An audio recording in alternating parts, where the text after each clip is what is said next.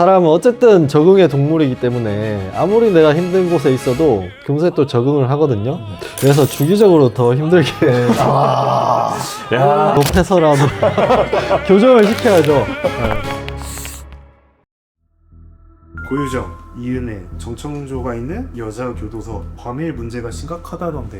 과밀하죠. 교도소들 지금 다 아마 과밀할 겁니다. 이게 수치적으로도 국내 교정시설 수용 인원이 63,680명 정도예요. 근데 정원은 56,614명입니다. 이게 평균 수용률의 127%인 상태라고 해요.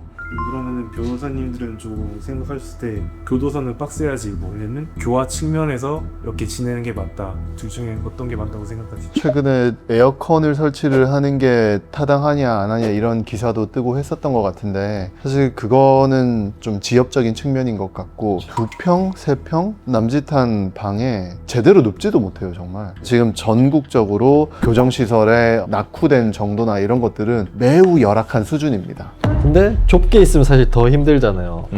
그럴 필요도 있다라고 생각은 하고요. 예, 그리고 사람은 어쨌든 적응의 동물이기 때문에 아무리 내가 힘든 곳에 있어도 금세 또 적응을 하거든요.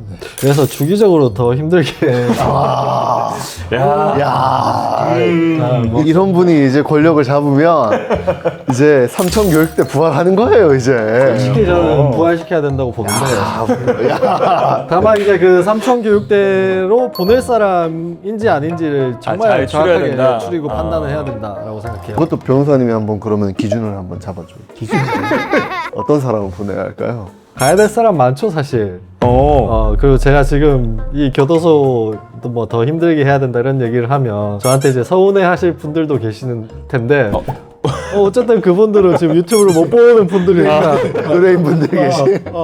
아니 그분들 못 볼 거 아니에요 어차피 지금 가족분들. 네.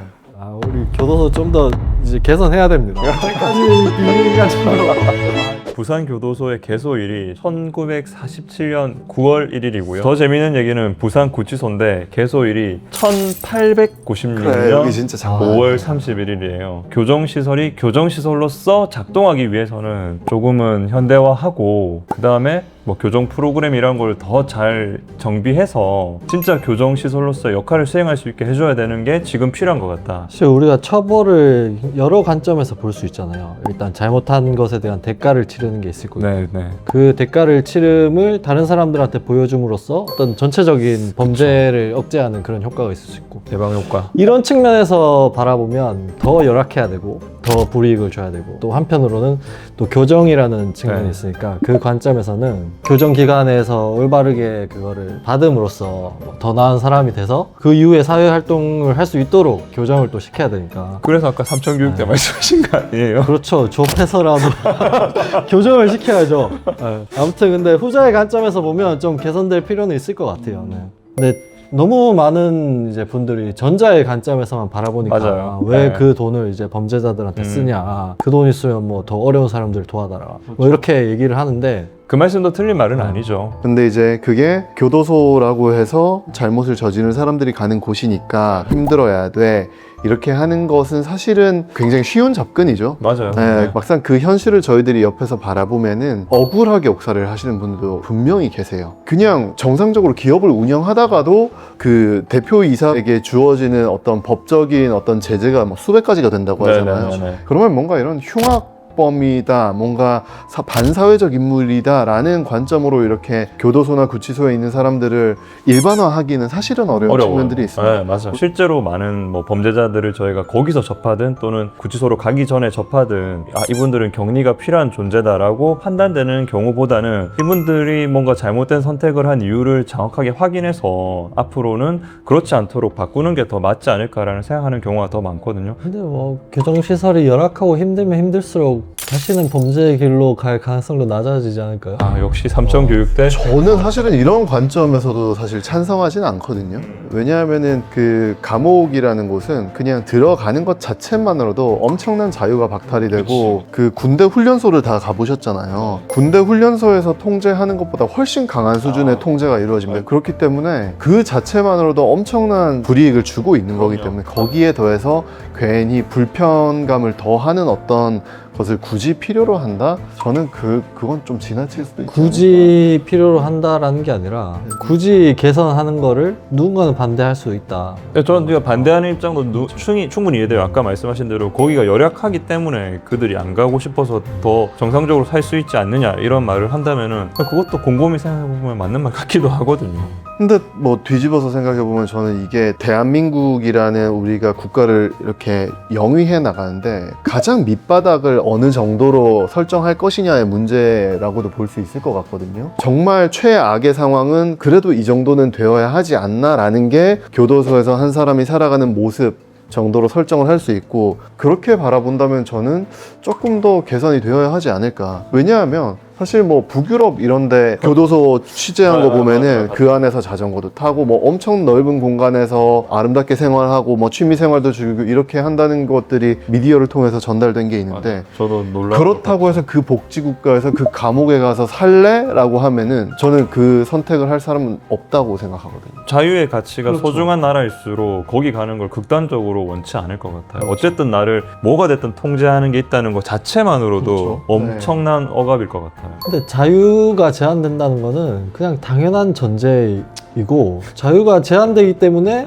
뭐 더 편의를 줘야 된다 이런 논리로 연결시킬 부분은 아닌 것 같아요. 누군가는 그들보다 더 하한인 사람이 제대로 된 지원을 받지 못하고 있다, 네네네. 이런 관점이 있는 거죠. 실제로 에어컨 없이 살아가는 분들도 있잖아요. 많죠. 더 열악한 환경에서 살아가는 아무 잘못이 없는 사람들도 있는데 잘못을 저지른 그들한테 이거를 제공하는 거를 용납할 수 있느냐. 진짜 어려운 문제다. 이건 얘기 나눌수록. 근데 이제 좀 주제를 돌려서 과밀 수용이 오히려 재범률을 높이는 요인이 된다고 해요. 이게 참 웃긴 일이라고 생각하거든요. 과밀 수용돼서 힘드니까 안 가야지가 아니라 과밀 수용하다 보니까 서로 범죄자들끼리 더 정보 공유도 잘 되고 결국 다시 나와서 그들끼리 재범을 할 확률도 올라가고. 그 변호사님들 이제 겪으신 썰 중에 좀 어처구니가 없었던 교도소 에피소드 좀 있으신 말씀 좀. 구속된 변호사.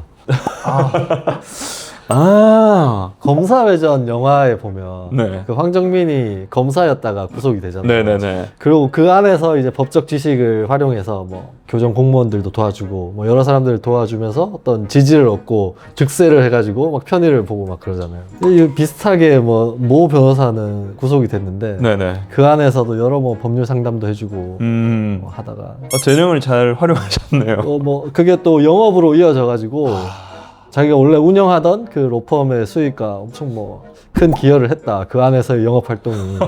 그런 얘기가 들리더라고요. 영업을 하러 들어가신 건가요? 그런 것 같기도 해요. 뭐 결과적으로. 전략적으로. 네. 아이, 모른 척 하시는. 잘 아시는 분 아니세요? 아니요, 잘 혹시 그분이 어디 계신가요? 아니, 뭐 변호사님 선배님 아니세요 혹시? 그런가? 과밀 수용 해결 방안에 대해서 좀 목소리들이 많은데, 좀 낮은 범죄 같은 경우에는 벌금으로 조치를 하자, 재범률이 좀 낮은 사람들은 가석방을 좀 많이 하자, 미국에서는 이제 과밀 수용이 많으니까 전자발찌 제도를 좀 많이 하거나 극단적으로 사형제도를 구하자, 이런 소리들이 있는데 좀 현실적인 방안. 다 현실적인 방안이신 것 같은데요? 맞아요. 저도 들으면서 예. 사형도 현실적인 방안인가요? 매우 현실적이죠. 우리나라 사형제 있는 나라잖아요. 그쵸. 폐지 국가가 아니니까. 사형 선고를 받았는데 집행이 안 되고 있는 사람이 몇 명 정도 될까요? 꽤 많을 텐데. 미집행 사형수는 56명만 남았대요 지금. 사형 선고 자체도 거의 없다 맞아요. 보니까요. 예, 저는. 무기징역으로 네. 돌려버리니까. 이분들의 사형을 집행을 해서 뭐 과밀 수용을 뭐 해결하겠다라고 하기엔 너무나 작은 숫자인 것 그러네요. 같고, 10명 정도니까. 뭐 다른 어떤 뭐 가석방이라든지 전자발찌 제도를 통한다든지 뭐 이런 것들은 적극적으로 좀 고려를 해볼 필요도 있을 것 같긴 합니다. 뭐 그게 해결책인지는 모르겠지만 실제로 벌금을 좀 강하게 해서 좀 징역을 대체를 한다든지 그런 방안들에 대해서 제도화하는 것도 저는 가능하다고 보거든요. 왜냐하면 어떤 분들은 벌금형보다 차라리 집행유예를 받기를 원하시는 분들도 진짜 많으시거든요. 그만큼 이 돈을 빼앗기는 일에 대해서는 모두가 싫어하는 것도 분명하기 때문에 좋은 대안이 될 수도 있다고 생각합니다.